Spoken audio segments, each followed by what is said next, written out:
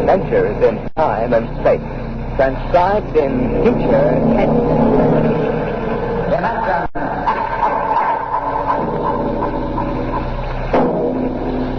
The National Broadcasting Company, in cooperation with Street and Smith, publishers of astounding science fiction, brings you Dimension X.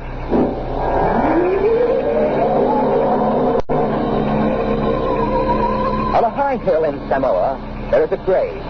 Inscribed on the marker are these words: "Under the wide and starry sky, dig my grave and let me lie. Gladly did I live and gladly die, and I lay me down with a will. This be the verse you've graved for me. Here he lies where he longed to be. Home is the sailor home from the sea, and the hunter home from the hills." These lines appear another place, scrawled on a shipping tag from a compressed air container and pinned to the ground with a knife.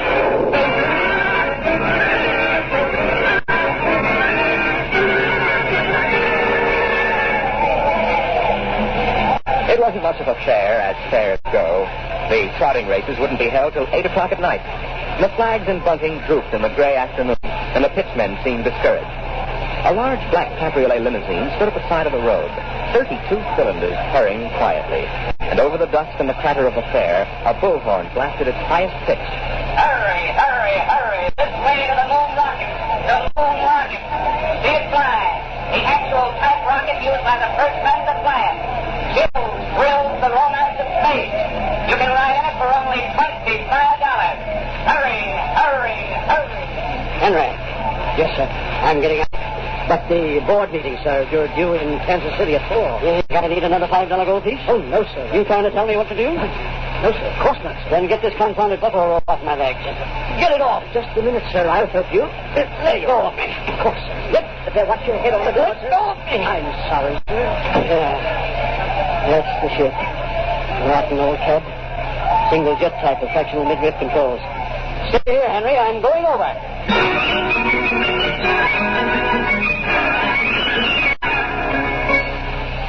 The moon rocket! 56 to come aboard! Flight leaving in 30 minutes! Hurry, hurry, hurry! Hey, Charlie. You got that feed tube patched? I welded it. Good for maybe an hour. Oh, what a crowd. I wouldn't risk a nickel to see the sun blow up. Captain. Oh, excuse me. Yes, sir. 50 cents to inspect the rock. One. Did you take a passenger this trip? You mean you want to go up? It's $25. That's right. Yes, sir. Right away. Charlie, take the pitch. Oh, okay. Step this way, sir. Look out for the feed lines there. I see. Huh? Step right into the office. Hey, Doc, passenger for checkup. Okay, Matt. Is this necessary? Regulation. Take off your coat, open your shirt, roll up your right sleeve. How things, Matt? Slow.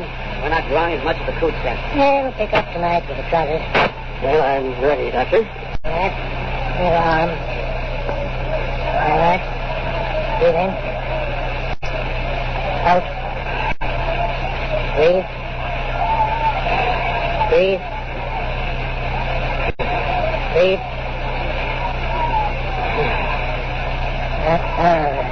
Sorry, Mac. No go, Doc? Cardiac condition. I couldn't certify him. Sorry. You mean you won't take me up? He's the doctor. I couldn't even guarantee you'd live through the takeoff. It's not only your bad heart, but with heavy acceleration, your whole circulatory system would be in danger. And at your age, bones are brittle, highly calcified. You could snap one on the takeoff. Now, Well, I rather expected it. I'm sorry. Between you and me, we could have used the 25. Excuse me, Captain. Yeah? Could you and your engineer have dinner with me after your flight? Dinner? At my home. My car is over there. That's your car? Yes. You're serious, Mac? You want Charlie and me for dinner? Yes. Okay. I don't see why not. Thanks.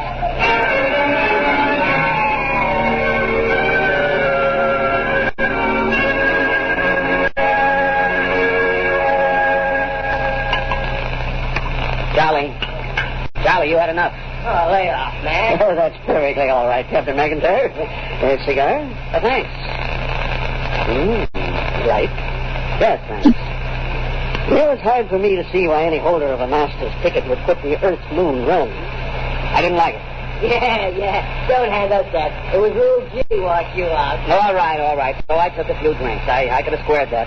Too many regulations, red tape. Yeah. Would it help you to get back to the moon? Sure. I could get a short-haul job hopping on. If I kept my nose clean, I might even get back on the run. Captain, would you be open to a business proposition? What is it? You own your rocket. Barring a couple of names, I want to charter that to take me to the moon. What? You hear what he said, Mac? He wants us to fly that old heap to the moon. Oh, no, can't do it. The old boat's worn out. We don't even use standard fuels, just gasoline and liquid air. Why don't you bribe a couple of company medics? It's been done before. I know, but not for me. I'm D.D. Harriman. Harriman?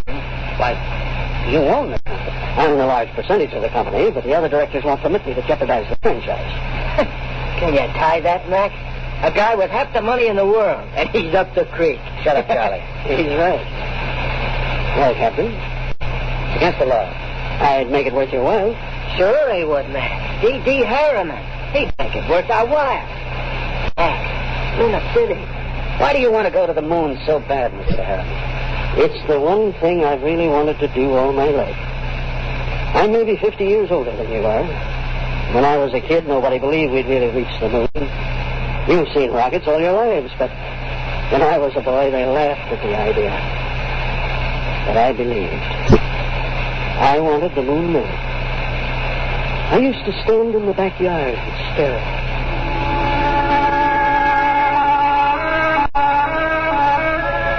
How far away is it, Mom? The moon? Far enough. Why don't people fly to the moon? Oh, they can't. Why not? They just can't. Not now, anyway. Someday I will. What? Fly to the moon. Sure. Come on now, Dell, inside. Way past your bedtime.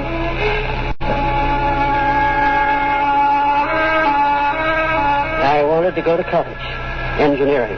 Then the University of Chicago. Then Yerkes Observatory. That's what I wanted. But I didn't get it. You see, Dell, Dad and I wanted you to go to college. We planned it. We saved for it. But with your dad gone and the girls growing up, I just can't manage it. The insurance won't cover us, and it's getting harder to make ends meet. You've been a good boy, Dell, and worked hard to make out. You'll understand.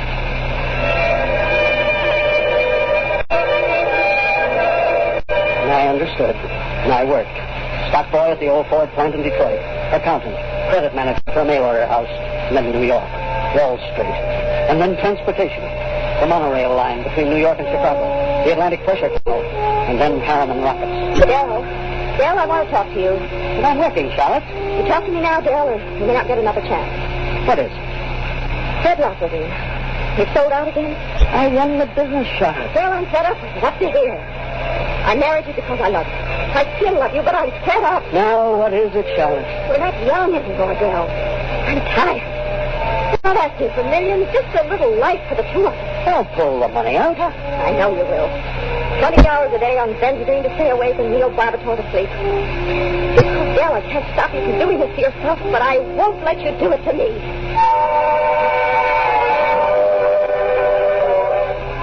I didn't know about the divorce for a month. I lost the papers under a stack of blueprints and stock prospectus. Here's the news flash, Dell. Stratford rocket reaches Paris. We've got the franchise lined up. The House Committee is solid. The Federal Rocket Commission is okay. The next step is the moon, Fred. Sure. Look, Dell, if we cut the freight rate on the tunnel, we could... I'm serious, Fred. The next step is the moon. Dell, you've been riding that joke for years. It's no joke, Fred. I've signed a $4 million research contract with National Fission Corporation and guaranteed the next 2 years' output of the Brookhaven Atomic Energy Institute. Well, you couldn't. That's every liquid asset we have. You can't do that on your own initiative. I have, and the board will back me up. Fred, we're going to the moon.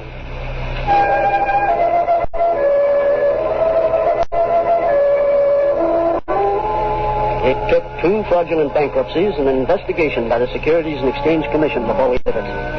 There were 3 injunctions on the rocket before it blasted off. I was going on the second trip, but my considerate board served a court order on me. You can't go, Dell. Fred, I'll break you if it's the last thing. You've got a bad heart. That's no secret. If you die out there, the whole card house comes down. We've got an equity in this corporation, and we're going to see it protected. You've sucked us in on this wild scheme. Now that it paid off, you're going to sit right down here on Earth and see that the dividends come out on time. You're not going to the moon, Bell.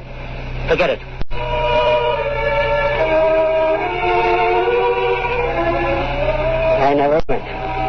By the time my lawyers shook off the restraining orders, the first cargo rocket had crashed into the Pacific, and Congress rushed through the Space Precautionary Act. My heart was earthbound, but now I'm moved. But I will not die until I have set foot on the moon. There, Captain McIntyre. You ask why I want to go to the moon? Well? You find a ship, Mr. Harriman. I'll drive her. You'll get to the moon.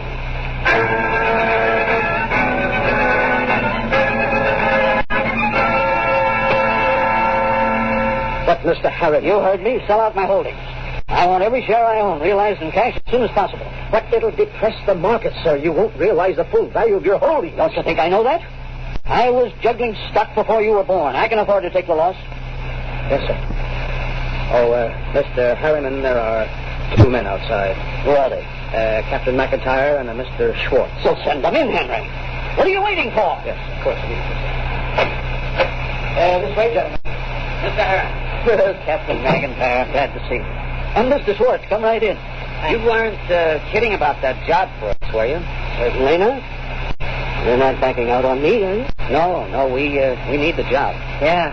Our ship is lying in the middle of the Osage River, with her jet split open like a herring. You weren't hurt, were you? Sprains and bruises, that's all. We jumped. I caught a catfish with my bare teeth. That's all right. Then we can get down to business. I'll have contracts drawn up for you. You two will have to buy me a ship. I can't do it openly. My dear board of directors will find out and slap a court order on me. But we can't get the credit. Don't worry. I'll supply the cash in advance. Pick some ship that can be fitted for the jump. A scuttle yacht.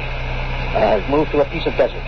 I'll find the strip and buy it. You mean fit her out there? Yes, we'll install extra fuel tanks, change the injectors and timers for space flight. Spend all the money you want.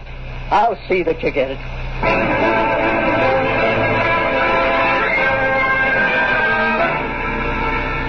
132 shares of Apex holding at 60% of par. Check.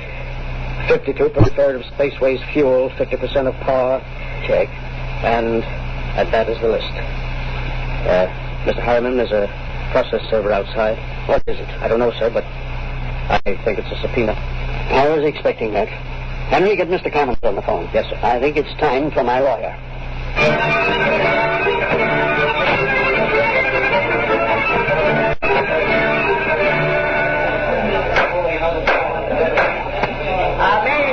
Your Honor. Counsel representing Mr. Harriman's relatives contend that his behavior for the past few weeks gives clear indication that a mind brilliant in the world of finance has become senile. They petition you to declare him incompetent and to assign a conservator to protect his financial interests and those of his heirs. May I suggest that in his last few words, my opponent gave away his entire secret. It is evident that the petitioners believe that my client should conduct his affairs in such a way as to ensure that his nephews, nieces, and their issue will be supported in unearned luxury the rest of their lives. Like vultures, they depend on it. Now, while it is true that he has sold his holdings, is it strange that an elderly man should wish to retire? We pray this court will confirm my client in his right to do what he likes with his own. Deny this petition and send these meddlers about their business. Well, Commons, We reserve judgment till tomorrow. which way is the cat going to jump? Judge Embry is a strange one, Dal. He assured me he has a high regard for personal liberty and then added that any action he took would be in your interest. But he did say that men do become senile and must be protected. Senile. He might rule against me. Yes, Dal. He might.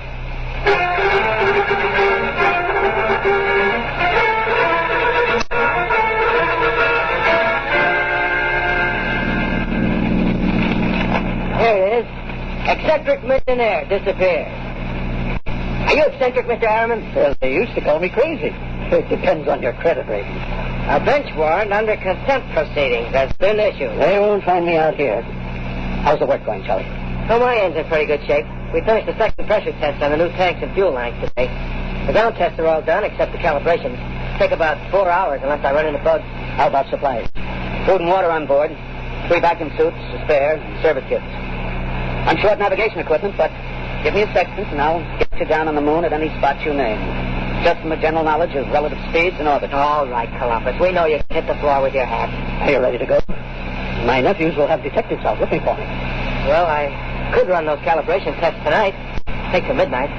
After that, it's up to the Commodore here. There she is, Miss Harriman. That's the job that'll take you to the moon. It's a good ship. Mac, stop the car. Charlie's up. Look. Where's his medicine? In his vest pocket. Break the glass. All right. Hold it under his nose. That's lousy. There. Breathing easy. Just come around, sir. Mac, we ain't gonna face it. Why not? It's murder. He'll never stand up under the initial acceleration. Maybe not. But it's what he wants to do. Get that ship ready to fly.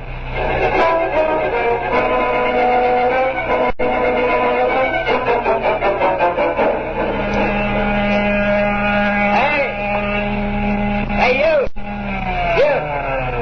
Me? Yeah. How many other people are there out here on this desert? What can I do for you? You're James McIntyre? Hey, Mac. Yeah? What's the matter, Charlie? Oh. You McIntyre? Yeah. I'm the Deputy Federal Marshal in this district. I got a warrant for your arrest. What charge? Conspiracy to violate the Space Precautionary Act. You, I suppose you're, Charles Schwartz, huh? Yeah. Well, I got one for you, too. Thanks. And a man named Harriman.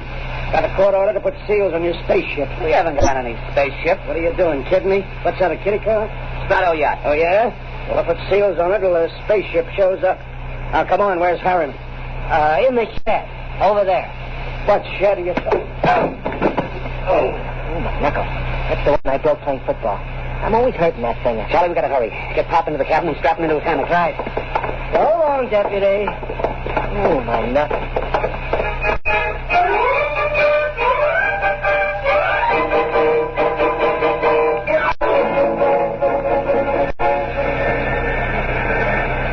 She's warm, Charlie. Everything set back there? How do I know? I didn't have time to run tests. Tough. You all right, Mr. Harriman? I think so. These straps are tight. Have to be when we blast off. All set, Charlie. Give me control. Check. Test keys. 1 bank. Check. 2 bank. There's an auxiliary out. We don't need it. All right, boy, hang on. Let's go.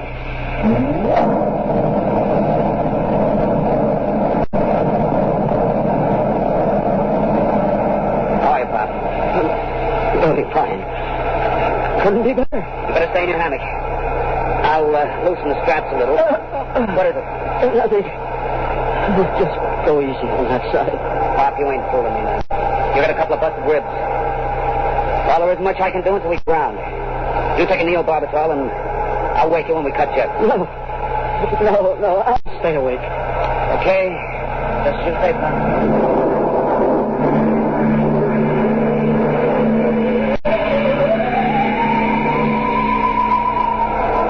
Automatic, Charlie. How the tube holding up? Fine. Tight as a drum. She handles nice. How's Pop? Alive. He's in bad shape. How bad? Cracked a couple of ribs in the takeoff. You better set it down awful easy if you want him alive. I'll make a full swing around the moon and ease her in on an approach curve. It'll go fine. If we've got enough fuel.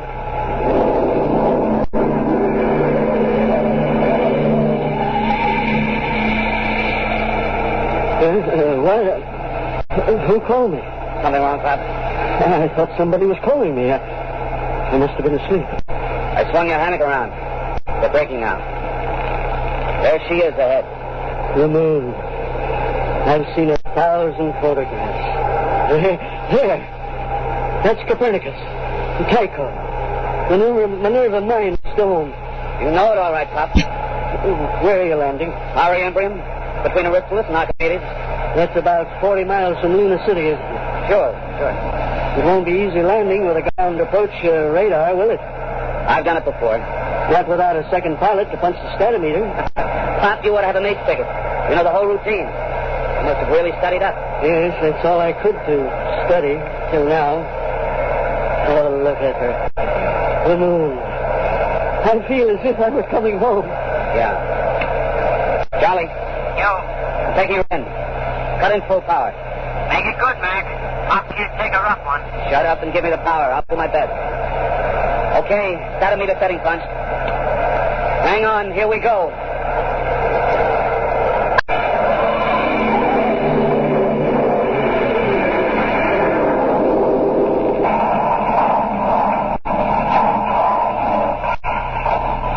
That was a lousy landing, Mac. Statometer drift. How's our passenger? Quiet. I'll look. I wouldn't make any bet. That landing stunk. Will you shut up? I did my best. Hey, Pop. He's alive.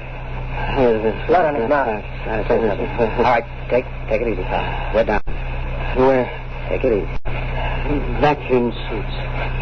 Where are they? Now, steady, Pop. Steady. You can't go off there yet. We've got to give you some first aid. Get me that suit. What do you think, Mac? Might as well get his suit out of the locker. Use the big one. He'll be more comfortable. Okay, Pop. Easy now. Hurry. Seal those zippers, Charlie. All right, now, take it easy. All right, the helmet. Your diaphragm set? Check. Air valve? Set. Lift it on. Don't hit him. There. All right. Come on, Charlie. Let's get into our suits, and we'll carry him out the lock.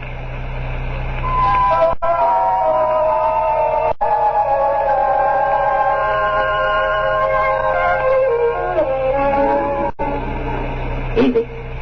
Easy with him. Okay. You all right, Pop? Outside. Be outside. And left leg is going. Get your shoulder under. Right. Open the lock.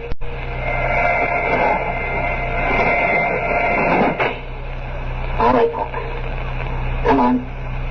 We're going out on the moon.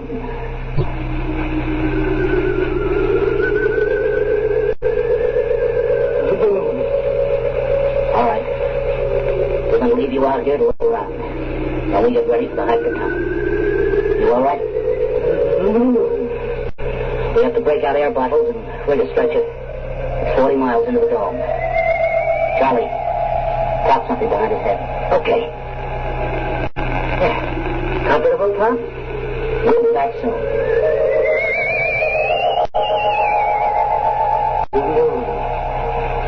I can feel the pumice dust. There's the earth overhead. The earth in the sky. Green, blue. I'm on the moon.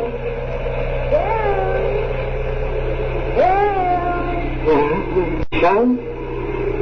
I thought somebody called my name. I'm getting old. My mind wanders. Charlie. That's you, isn't it? I made it, Charlie. I'm on the moon. You didn't understand. You were afraid I wouldn't take care of myself. But I made it. I'm on the moon. Come on, Charlie. We'd better get Pop going. Here, give me a hand getting him on the stretcher. Never mind the stretcher, Mac. What's the matter?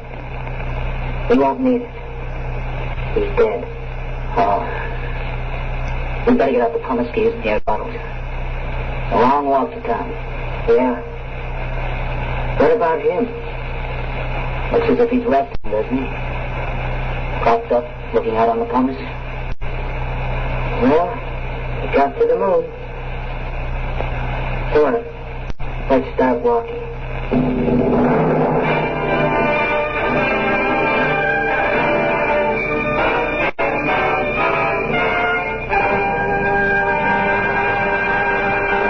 You've just heard another adventure into the unknown world of the future. The world of...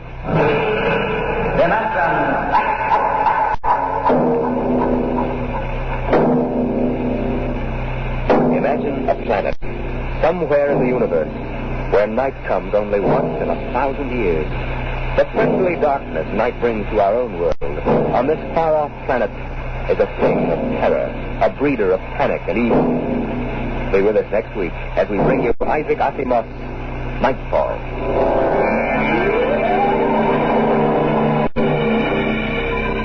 Dimension X is presented transcribed each week by the National Broadcasting Company in cooperation with Street & Smith, publishers of the magazine Astounding Science Fiction. Today, Dimension X is presented Requiem, written for radio by Ernest Kenoy from the story by Robert Heinlein. Featured in the cast were Rod Hendrickson as Harriman, Bill Quinn as McIntyre, and Owen Jordan as Charlie.